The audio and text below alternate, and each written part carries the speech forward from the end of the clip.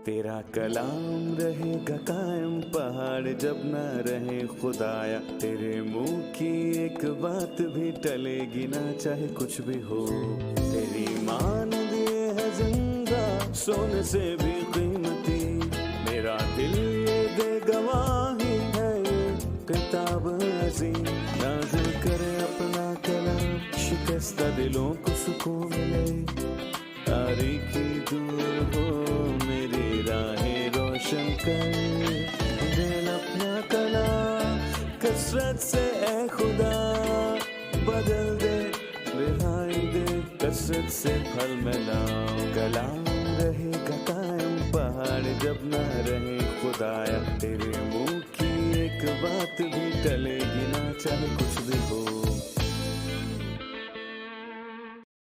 अजीज नाजरीन, मैं अयाद ज़रीफ आप सब देखने वालों को हमारे रोज़ के बाइबली मुतालिया प्रोग्राम की इस नई किस्त में खुशामदीद कहता हूँ। इस प्रोग्राम में हम बाइबल मुक़द्दस की तमाम किताबों यानी पैदाइश से मुकाशवा तक का तफसीली मुतालिया पेश करेंगे। अपने मुताले में हम खुरूज की किताब के 7वें और 8वें बाब तक पहुंच चुके हैं, जो कि बाइबल मुक़द्दस की दूसरी किताब है। 7वें और 8वें बाब में हम एक नए मरहले में दाखिल हो चुके हैं, जिसमें खुदावंद मिस्रियों के खुदाओं को नीचा दिखाएगा। खुदावंद 10 आफात मिस्रियों या उनके देवताओं पर नाजिल करेगा। वो मिस्र के तमाम देवताओं की अदालत करेगा ताकि वो जान ले कि सिर्फ एक ही खुदा है। आज के प्रोग्राम में हम जान पाएंगे कि मिस्रियों पर आफात आएंगी, लेकिन मिस्रियों का बादशाह फिरौन अपना दिल सख्त करेगा और खुदा की ना मानेगा। लेकिन प्रोग्राम का आगाज करने से पहले मैं खुदा के खादिम भाई यूसुफ रियाज को खुशामदीद कहूंगा। बहुत शुक्रिया भाई। और स्टूडियो में मौजूद दीगर मेहमानों को भी खुशामदीद। भाई, सबसे पहले हमें 7वें और 8वें बाब का उन्वान बताइए। हम 2 अबवाब में देखेंगे जो कि 10 आफात का आगाज है, जो कि मिस्र के देवताओं के लिए थी।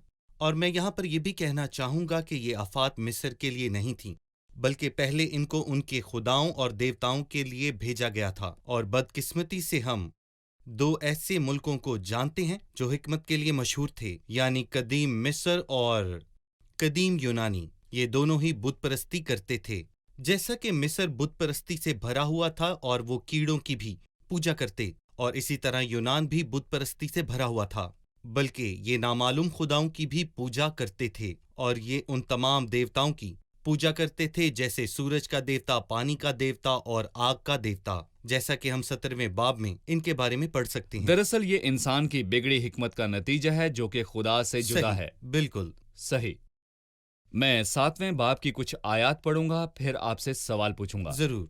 फिर खुदावंद ने मूसा से कहा, देख, मैंने तुझे फिरौन के लिए गोया खुदा ठहराया, और तेरा भाई हारून तेरा पैगंबर होगा। जो जो हुक्म मैं तुझे दूं सो तू कहना, और तेरा भाई हारून उसे फिरौन से कहे कि वो बनी इसराइल को अपने मुल्क से जाने दे। भाई, मूसा फिरौन के लिए कैसे खुदा हो सकता है? इसका मतलब है कि तू मिन्नत ना करना और बस हुक्म देना। मतलब खुदा मूसा को बता रहा है कि तू उसे हुक्म देना, बल्कि हुक्म देना जैसे खुदा फिरौन को हुक्म दे रहा है। इख्तियार और कुव्वत कुदरत से और कलाम इख्तियार कर। से तू बोलना। अगर तू कहता है कि तुझसे बोला नहीं जाता तो हारून से बात कर, वो तेरे लिए नबी की मानिंद होगा। वो फिरौन को खुदा का पैगाम देगा। इसलिए तू इख्तियार से बोल, क्योंकि खुदा ने तुझे भेजा है। और हारून वो अल्फाज जो खुदा के हैं फिरौन तक खुद पहुंचा देगा। फिर तीसरी आयत में लिखा है, और मैं फिरौन के दिल को सख्त करूंगा और अपने निशान और अजायब मुल्क मिस्र में कसरत से दिखाऊंगा। तो भी फिरौन तुम्हारी ना सुनेगा, तब मैं मिस्र को हाथ लगाऊंगा और उसे बड़ी बड़ी सजाएं देकर अपने लोगों बनी इसराइल के जत्थों को मुल्क मिस्र से निकाल लाऊंगा। और मैं जब मिस्र पर हाथ चलाऊंगा और बनी इसराइल को उनमें से निकाल लाऊंगा, तब मिस्री जानेंगे कि मैं खुदावंद हूँ। मूसा और हारून ने जैसा खुदावंद ने उनको हुक्म दिया वैसा ही किया।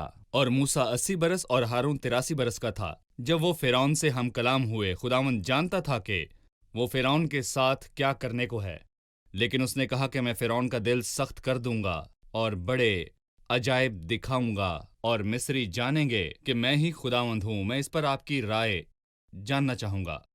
کہ خداवند فرعون کا دل سخت کر دے گا کیونکہ یہ سلسلہ آفات کے دوران جاری رہنے والا تھا۔ آپ کیا کہیں گے؟ خدا یہاں پر بتاتا ہے کہ مستقبل میں کیا ہوگا کیونکہ وہ مستقبل سے واقف ہے۔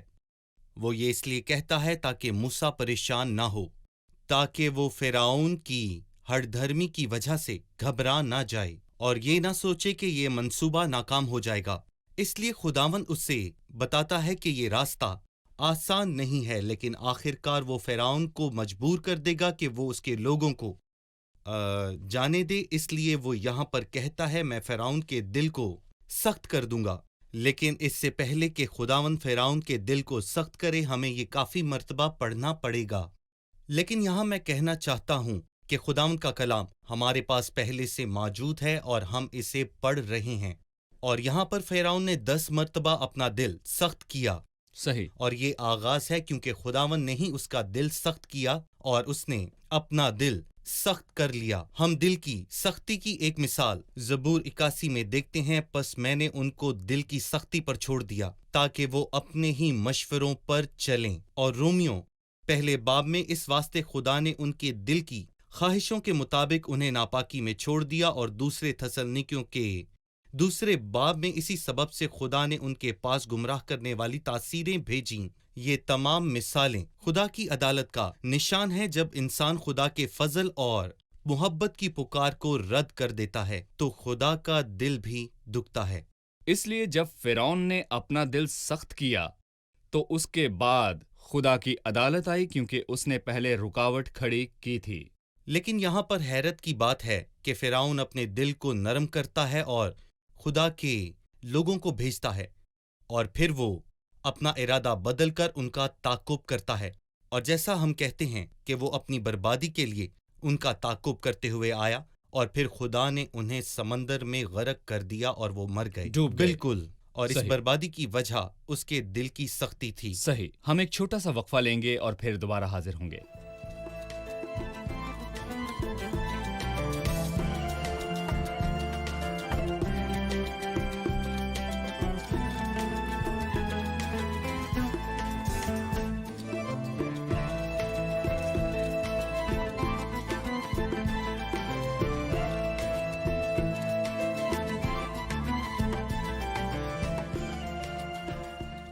بھائی ایاد 7ویں آیت میں موسیٰ کی عمر کا ذکر ہے۔ کیا موسیٰ کی عمر کے ذکر کی کوئی روحانی اہمیت ہے؟ جی بھائی یوسف۔ موسیٰ نے ایک زبور بھی لکھا ہے جو کہ 90 زبور ہے، جس میں وہ انسان کی عمر کے بارے میں بات کرتا ہے کہ اس کی عمر 70 برس ہوگی، 80۔ قوت ہو تو 80 برس۔ موسیٰ 80 برس کا تھا، لیکن ہارون 80 برس سے زیادہ تھا، اسے زیادہ وقت ملا تھا۔ میرا مطلب ہے کہ موسیٰ مرنے کے قریب تھا، لیکن اس کی وجہ قوت بالکل تھی۔ صحیح کہا۔ اور بالکل اسی طرح ہارون بھی، گویا خدا ایسے لوگوں کو استعمال کر رہا تھا جن کی اپنی قوت نہ تھی۔ قوت کے بغیر خدا ایسے لوگوں کو استعمال کر کے بہت خوش ہوتا ہے۔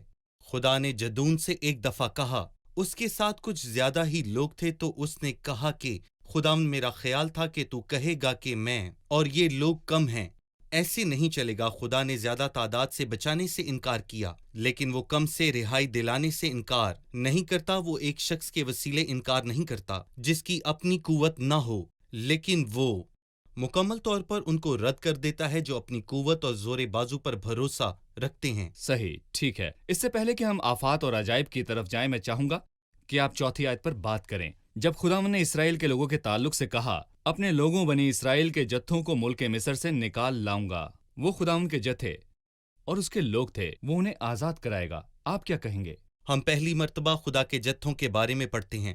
ہم 12ویں باب کی 41ویں آیت میں پڑھتے ہیں، جب وہ ملک مصر سے نکل آئے، یا پھر وہ راستے میں تھے، اس لیے 12ویں باب کی 41ویں آیت میں لکھا ہے، اور وہ ان 430 برسوں کے گزر جانے پر ٹھیک اسی روز خدا کا سارا لشکر ملک مصر سے نکل گیا۔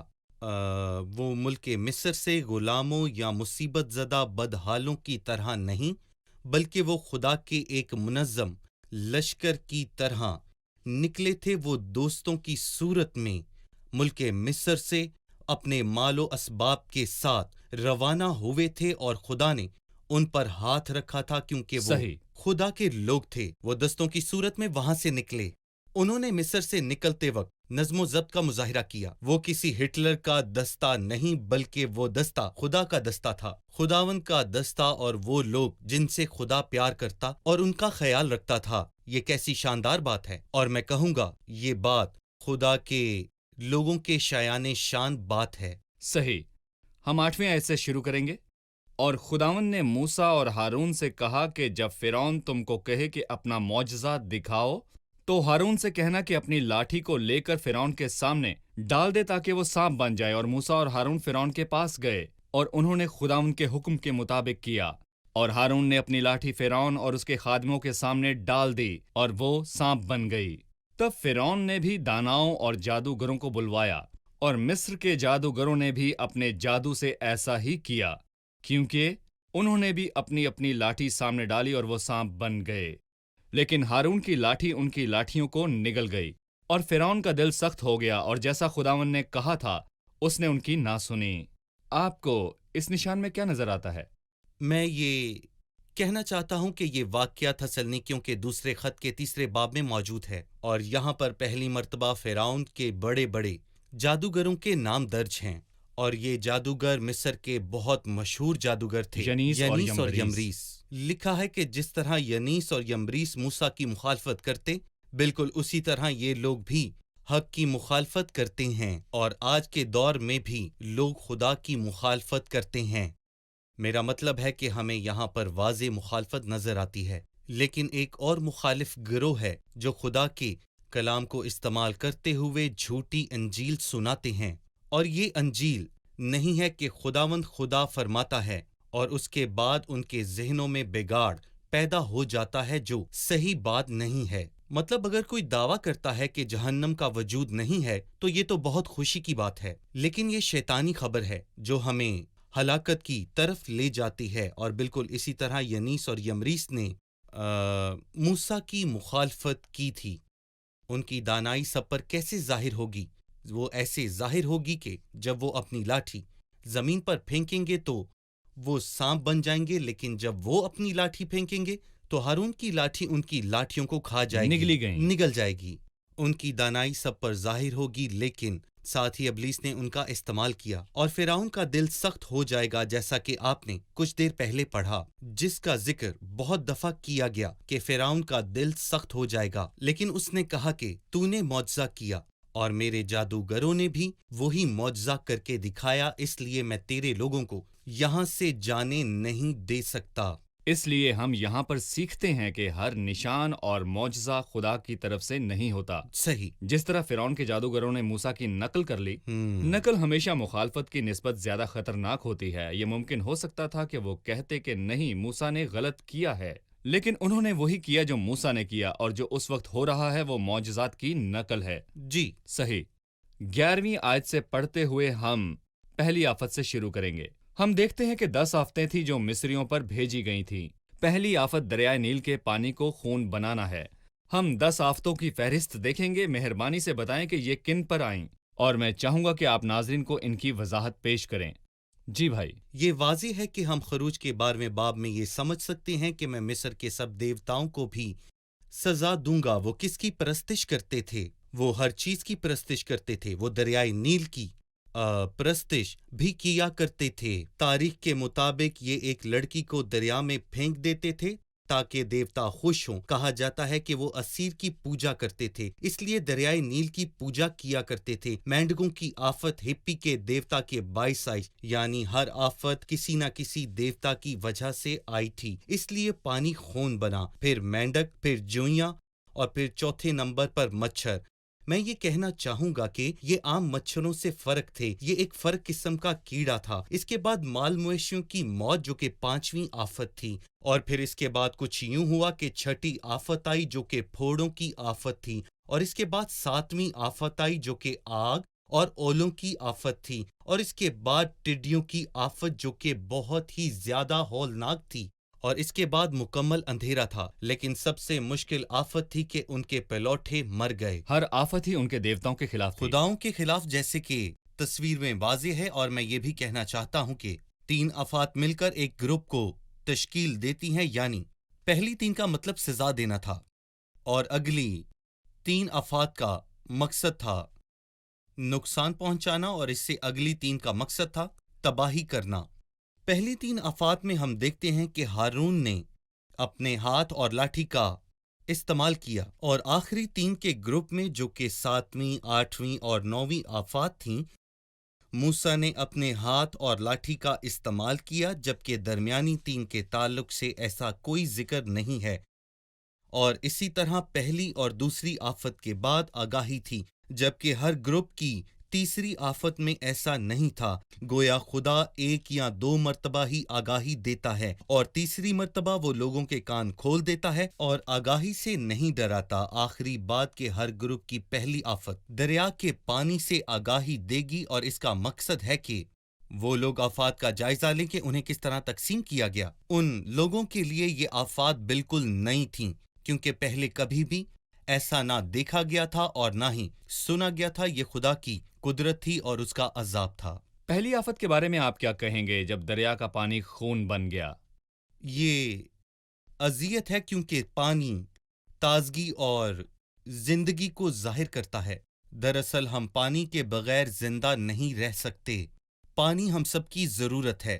یہ تازگی کا ذریعہ ہے۔ میرا مطلب ہے کہ پانی کے بغیر زندگی کیسے چل سکتی ہے؟ جب دریا کا پانی خون میں بدل جائے اور نہروں کا پانی بھی، یعنی ہر چیز میں خون ہو۔ میرا مطلب ہے کہ پورے ملک مصر کے سب برتن، خواہ وہ پتھر کے ہوں یا پھر لکڑی کے برتن ہوں، سب میں خون تھا جو ناقابل برداشت تھا، اور یہ سب فرعون کی سخت دلی کے سبب سے تھا۔ انہوں نے اس کے سامنے 2 معجزے دکھائے، اور انہیں 2 معجزات پر رد عمل دینا چاہیے تھا۔ موسیٰ کی لاٹھی سانپ میں بدل گئی، لیکن کیوں؟ اور جب ہارون نے لاٹھی پھینکی تو اس نے جادوگروں کی لاٹھی کو نگل لیا تھا۔ اس نے سبق کیوں نہ سیکھا؟ لیکن بدقسمتی سے یہ شخص اپنی بدی پر تلا ہوا تھا اور اپنی سخت دلی پر قائم تھا، لیکن کس نے ان کا جرأت سے سامنا کیا؟ موسیٰ نے۔ بائبل کے کچھ تراجم میں ہے کہ لکڑی کے برتنوں میں خون ہوگا، پتھر اور لکڑی کے برتنوں میں، مطلب خون لکڑی کے برتنوں میں ہوگا جی، اور پتھر سے بنے ہوئے برتنوں میں بھی، جن میں پانی بھرا جاتا ہے، برتنوں میں بھی پانی کی جگہ خون ہوگا۔ مسیح نے کیا کیا جب اس نے پانی کو میں بنایا؟ یہ ناقابل برداشت تھا۔ مسیح یسو نے کیا کیا جب اس نے پانی کو میں بنایا؟ یہ فرق معاملہ ہے۔ یہ کافی بڑی مماثلت ہے، لیکن اس میں ایک بڑا فرق بھی ہے۔ مسیح اور موسیٰ کے درمیان ایک بہت بڑی مماثلت ہے۔ مثال کے طور پر موسیٰ نے سب سے پہلے ملک مصر میں پانی کو خون میں بدل دیا، اور مسیح کا پہلا معجزہ شادی میں پانی کو میں بدلنا ہے۔ میں یہاں پر یہ کہنا چاہتا ہوں کہ موسیٰ نے زندگی کو قابل برداشت بنایا، لیکن ہمارے زندہ مسیح نے ہماری زندگیوں کو شاندار بنا دیا۔ صحیح، ہم ایک چھوٹے سے وقفے کے بعد دوبارہ حاضر ہوں گے۔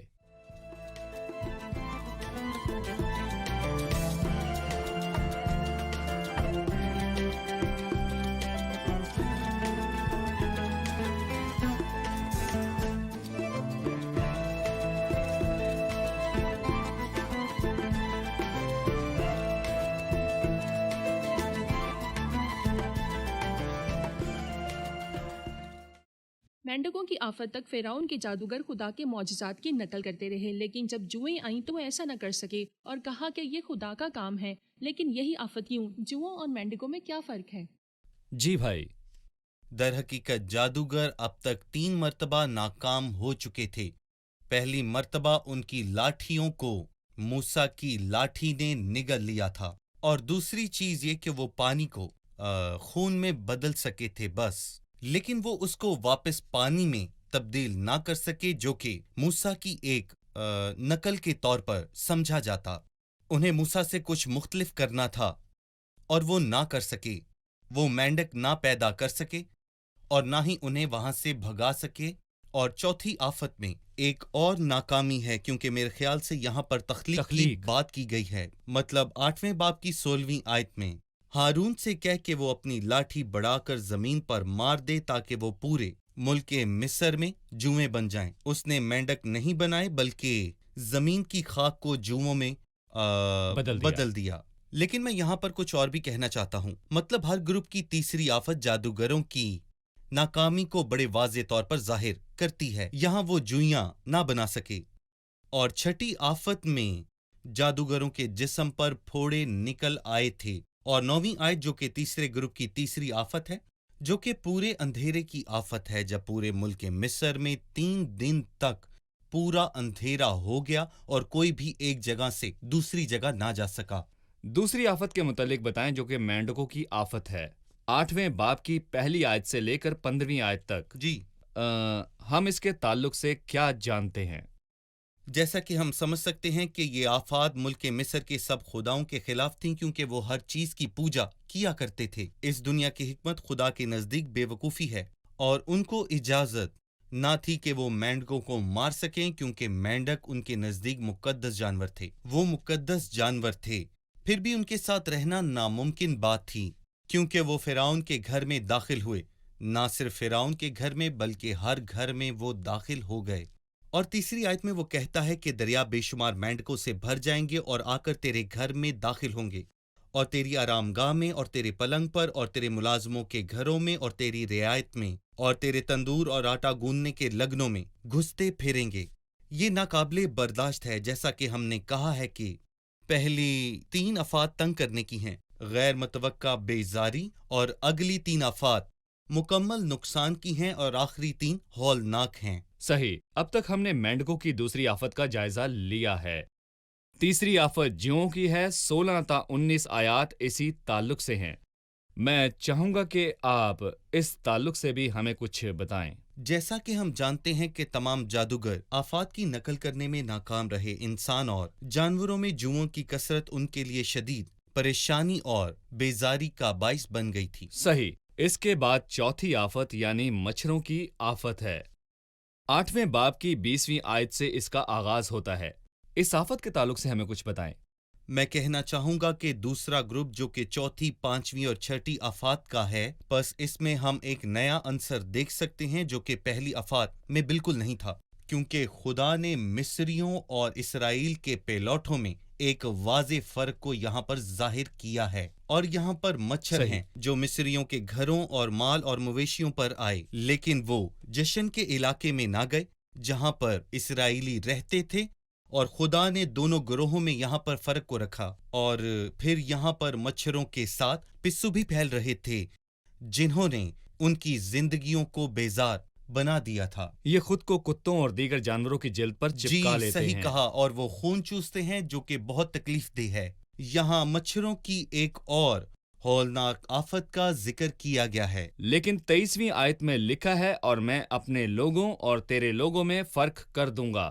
کل تک یہ نشان ظہور میں آئے گا۔ جب یہ آفت زمین پر آئی تو خداوند نے فرق کیا مصر اور اسرائیل کے لوگوں کے درمیان۔ ہم چوتھی، 5ویں اور 6ٹھی آفت میں دیکھیں گے کہ 2 گروہوں کے درمیان فرق کیا گیا تھا۔ اس آفت میں جو کہ مچھروں کی آفت ہے، 25ویں آیت میں فرعون نے سودے بازی شروع کی۔ لکھا ہے، تب فرعون نے موسیٰ اور ہارون کو بلوا کر کہا کہ تم جاؤ اور اپنے خدا کے لیے اسی ملک میں قربانی کرو۔ موسیٰ نے کہا ایسا کرنا مناسب نہیں، کیونکہ ہم خداوند اپنے خدا کے لیے اس چیز کی قربانی کریں گے جس سے مصری نفرت رکھتے ہیں۔ اگر ہم مصریوں کی آنکھوں کے آگے اس چیز کی قربانی کریں جس سے وہ نفرت رکھتے ہیں تو کیا وہ ہم کو سنسار نہ کر ڈالیں گے؟ پس ہم 3 دن کی راہ بیابان میں جا کر خداوند اپنے خدا کے لیے جیسا وہ ہم کو حکم دے گا قربانی کریں گے۔ فرعون نے کہا، میں تم کو جانے دوں گا تاکہ تم خداوند اپنے خدا کے لیے بیابان میں قربانی کرو، لیکن تم بہت دور مت جانا اور میرے لیے شفایت کرنا۔ لہٰذا واضح ہے کہ وہ ان سے سودے بازی کر رہا ہے۔ لیکن وہ جھوٹا ہے، اس بہت نے بڑا جھوٹ جھوٹا کیوں ہے۔ بولا؟ وہ ان سخت آفتوں کے باعث سودے بازی کرنے لگا تھا۔ اس نے 4 مرتبہ سودے بازی کرنے کی کوشش کی تھی۔ اس نے پہلی مرتبہ کہا کہ تم جاؤ اور اپنے خدا کے لیے اسی ملک میں قربانی کرو، اور موسیٰ نے اس سے کہا کہ یہ مناسب نہ ہوگا، ہم 3 دن کی مسافت پر جائیں گے، اور اس نے ان سے کہا کہ تم زیادہ دور مت جانا، اور مال مویشی چھوڑ جاؤ۔ ہاں، تم جا سکتے ہو، عورتوں اور بچوں کو تم یہیں پر چھوڑ کر جانا، تم بس مرد جانا۔ اور پھر اس نے کہا کہ تم عورتوں اور بچوں کو بھی لے جا سکتے ہو، لیکن اپنے مال مویشی کو چھوڑ جانا۔ در حقیقت موسیٰ مرد خدا ہے، جیسا خداوند نے اس سے کہا کہ تو فرعون کے لیے خداوند کی مانند ہے، اور لکھا ہے کہ تو فرعون کے لیے خداوند کی مانند ہوگا۔ اس نے فرعون کو ہدایت اور حکم دیے، لیکن اس کی کسی بھی کمتر پیشکش کو اس نے قبول نہ کیا۔ مطلب یہ کہ خدا کے نزدیک درمیانی راستہ ناقابل قبول ہے۔ ہم خدا کے ساتھ بحث نہیں کر سکتے۔ بحث جس نے کی تھی وہ فرعون تھا، اور مجھے فرعون نہیں بننا۔ میں یہاں پر آخری بات کروں گا۔ موسیٰ اس ملک میں نہ تو عبادت کرنا چاہتا تھا اور نہ ہی قربانی کرنا چاہتا تھا، لیکن یہ ضروری تھا کہ وہ ملک مصر سے نکل کر عبادت کریں۔ علیحدگی ایک اعلیٰ اصول ہے جسے ہم پیدائش کے پہلے باب میں پڑھتے ہیں، جب خداوند نے تاریکی کو جدا کیا تھا۔ اور جب ہم عزرا اور نہمیہ کی کتابوں کو پڑھتے ہیں تو عزرا کی کتاب عبادت کی کتاب ہے، جس میں ہیکل کی تعمیر اور قربان گاہ بنانا، لیکن نہمیہ میں جو دشمن تھے وہ غضبناک ہوئے۔ لیکن کیوں؟ وہ دیوار بنانے لگے۔ یعنی ابلیس کو ملک کے اندر خداوند کے لیے قربانی پر کوئی اعتراض نہ تھا، کیونکہ یہ سب جگہ خداوند کی ہے۔ لیکن تم 3 دن کی مسافت کے لیے جدا ہونا چاہتے ہو، لیکن یہ 3 دن ہمیں موت اور جی اٹھنے کے تعلق سے بتاتے ہیں۔ مسیح 3 دن قبر میں رہے، یعنی موت اور جی اٹھنا ہمیں پرانے نظام سے جدا کرتا ہے۔ اب ہم مسیح میں نئی مخلوق ہیں، اور میں یہ بھی کہنا چاہتا ہوں کہ یہی وہ چیز ہے جو کہ ابلیس کو برداشت نہیں، اس لیے وہ کڑتا ہے، اور ملک کے اندر قربانی کرنے پر اسے اعتراض نہیں۔ شکریہ، ہم پروگرام کے اختتام پر پہنچ چکے ہیں۔ آئے مہمانوں سے رائے جی جانیں۔ ضرور۔ آج کے پروگرام سے آپ نے کیا سیکھا؟ کسی بھی ملازمت کے لیے درخواست دینے کے لیے عمر کی حد مقرر ہے، اور اکثر یہ 35 سال سے زائد نہیں ہو سکتی، یا امیگریشن یا کسی اور مقصد کے لیے آپ جتنے بوڑھے ہوں گے اتنی ہی کم پوائنٹس آپ کو ملیں گے۔ لیکن خداوند کے ساتھ ایسا نہیں ہے، بلکہ اس کے الٹ ہے۔ خداوند کے لیے کوئی بھی عمر کسی طرح کی رکاوٹ نہیں ہے۔ موسیٰ جب 80 برس کا تھا تو خداوند نے اسے فرعون کے لیے خدا ٹھہرایا، اگرچہ یہ وہی موسیٰ تھا جو 40 سال کی عمر میں فرعون سے بھاگ گیا۔ صحیح۔ میں ہمیشہ ہی اس آیت پر غور کرتی تھی کہ خداوند نے فرعون کا دل سخت کر دیا، اور یہ بات کافی مرتبہ دہرائی گئی۔ میں سوچتی تھی کہ خدا انسان کا دل کیسے سخت کر سکتا ہے، لیکن ہم نے سیکھا ہے کہ فرعون نے پہلے اپنا دل سخت کر لیا۔ 10 مرتبہ ذکر ہے کہ فرعون نے اپنا دل سخت کر لیا، جس کے نتیجہ میں خدا نے اسے فریب کے حوالہ کر دیا کہ اپنے سخت دل کی پیروی کرے، اور یہ ایک طرح کی عدالت ہے۔ ہم نے سیکھا کہ فرعون نے موسیٰ کے ساتھ 4 مرتبہ سودے بازی کی۔ یہ ابلیس کی مکاری اور چالوں کا عکس ہے، لیکن موسیٰ نے درمیانی حل کو قبول نہ کیا۔ صحیح، شکریہ، خدا آپ کو برکت دے۔ بھائی یوسف، خدا آپ کو کا بھی برکت شکریہ۔ دے۔ عزیز ناظرین، آج کے پروگرام میں ہم نے سیکھا کہ ہمارے زندہ خدا نے مصر کے خداؤں کے خلاف آفتیں بھیجیں، اور مصر کے خدا صرف پتھروں سے بنائے خدا تھے۔ وہ خداوند کی آفتوں کا مقابلہ نہ کر سکے، وہ ان لوگوں کو نہ بچا سکے جو ان کو ان کی آفتوں کی وجہ سے پکارتے تھے۔ وہ بت آنکھیں رکھتے تھے پر دیکھ نہ پاتے تھے، ان کے کان تھے پر وہ سن نہیں سکتے تھے، لیکن ہمارا زندہ خدا ہے جس نے موسیٰ کو کہا، میں نے اپنے لوگوں کی مصیبت کو دیکھا ہے۔ کیونکہ وہ زندہ خدا ہے اور سب کچھ دیکھتا ہے، میں ان کی مصیبت سے واقف ہوں، کیونکہ میں کل عالم کی واقفیت رکھتا ہوں۔ ہمارا زندہ خدا کل عالم کا مالک ہے، وہ سب کچھ دیکھتا ہے اور سب کچھ سنتا ہے۔ وہ ہمارا نجات دہندہ ہے، ہمیں بچاتا ہے، لہٰذا اس پر بھروسہ کریں جو ہمیں بچانے کے لیے آسمان سے اتر کر زمین پر آیا اور صلیب پر موا، صرف ہمیں نجات دینے کے لیے۔ ان الفاظ کے ساتھ پھر ملاقات ہوگی۔ خداوند آپ کے ساتھ ہو۔